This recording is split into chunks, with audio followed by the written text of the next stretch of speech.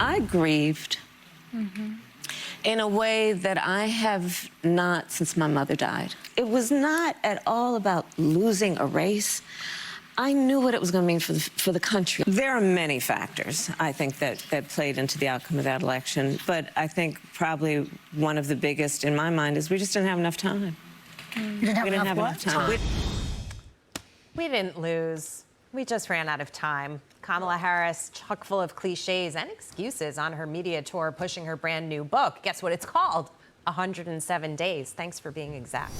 Maybe she should change the name of that book to $1.5 billion, because that's how much money her campaign burned through in 15 weeks. How about 14 months? Because that's how much time the Democrats have to sharpen their message before next year's midterm elections. That's important, too. It doesn't look like democracy on the ballot is going to cut it here. Harris actually has gotten less popular since last year's election, falling from a -5 net favorability rating in October of 2024 to -13 this month. I can't imagine for the people who didn't look at her favorably that her book tour is going to change their opinion. If anything, I think people might pile on a little bit to this. But she did spend a lot of money in that period of time for losing. I don't think anybody else has done quite as well at that. Look, I don't know whether more time or less time. I don't know anything about that. Here's what I know. She called Trump a communist dictator in real time 2 days ago. That is just awful. I don't even know if she knows what a communist dictator is. That is just awful. It tells me that Democrats, the leadership of Democrats, have learned nothing. Okay, it's just like this, radicalization of the left. Everyone's a fascist, okay? Calling Charlie Kirk a fascist. Here's a guy who believed in freedom, free markets, civil discussions. Trump deregulating the economy, for example, cutting taxes, for example, is exactly the reverse of communism, where they try to take over every single thing. She actually just called him a communist dictator. I just find that remarkable and stupid, and it's just a big turnoff. And it shows me that the left is still the tail wagging the Democratic dog.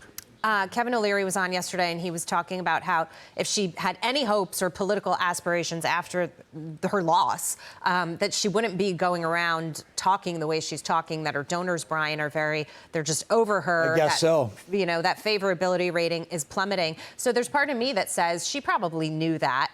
And that's why she's coming out in full Kamala force. Part of me wonders if she's coming out in a really intentional way to do this, or is she just bumbling and stumbling like she always You think has? she's that dumb? It's possible. Well, I remember her campaign, and she thinks the campaign failed because it had too little time. I think it failed because it had too much time. Wait, just step back a second.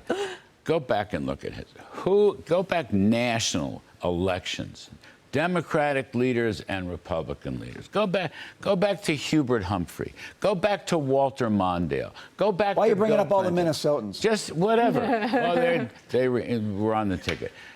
Can you remember a serious candidate calling a sitting president a communist dictator? Yeah. That's my point. No. Go the other way. Can you imagine Papa Bush or George W. Bush calling their opponents communist dictators? That's how awful this story is. And in the wake of Charlie Kirk and toning down the rhetoric, as so many of the Democrats love to say, she's not doing any of that. At some point, this whole fascist thing and now communistic, it becomes the tip of the spear. And you know what? Words themselves are not violence. Words don't pull triggers. But words become the tip of the tip that gets to people who are a little less stable than others and think about this, and suddenly they do become violent. Yeah. That's the problem here. And that's what Kamala Harris just demonstrated. She demonstrated she has learned absolutely nothing about this whole Charlie Kirk tragedy. What you're talking about is when you have a group of individuals, and I'm talking about Democrats, I'm not going to say the left or liberals.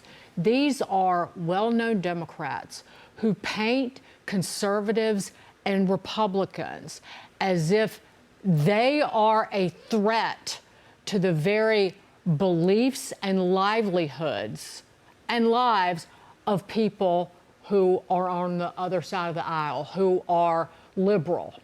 When you repeatedly portray conservatives in that light as if they are dangerous and they are coming after everything that is dear to you, That becomes. you do It has an impact. incite people. It's the. And they know that. And with Kamala Harris, I just think part of it is she's gasping for relevancy. And if she had half a nut, she would have gone on The View and tried to audition for a job. Yeah. One of those people. That's exactly where she lost her job last time. Here's the thing. But she didn't even want to acknowledge that. I mean, the whole thing was just crazy. Leading Democrats should have gone to Arizona for the funeral and memorial service of Charlie Kirk. And they could have gone and said, look, I don't agree with everything he said or believed in, but I believed in free speech. Yeah. And I believed in civil, calm dialogue. And I don't believe in violence. And I don't believe in violence. It's that simple. It's none of the Fetterman, you give him credit for that. Fetterman did. Yeah. There were some Democrats, a bunch of Democrats did vote for the House resolution. Right, not I all. give them a lot of credit for that. Sure. But nobody went out to Arizona, and it's a pity. Yeah. It is really just a pity. Yeah. More after this. Well,